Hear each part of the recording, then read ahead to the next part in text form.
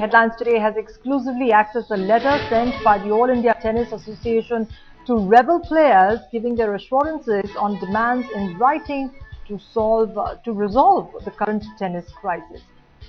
Hiranmoy Chatterjee has written to the players confirming the demands that they've agreed to, allaying fears of rebel players. Remember, the players had alleged that they did not play the tie because they did not get any confirmations on writing. Now ITA has confirmed the conditions and that they had agreed to, and has requested all the players to make themselves available for the next tie that India plays in April. Let me go across to my colleague Shivani, who's tracking all the latest on the story. Shivani, with ITA resolving this to some extent, does this really mean that things will go forward smoothly? Well, that's the hope, Rukmini.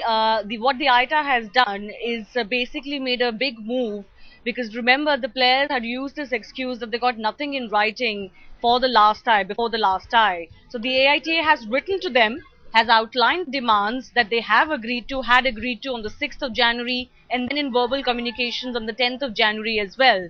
Those demands, pertain largely to the fact that there will be 6 members of the team, 4 players will get business class tickets, the revision in the prize money, etc. So now we have to wait and see if the players actually respond positively to this letter by the AITA, the details of which Headlines Today has accessed exclusively.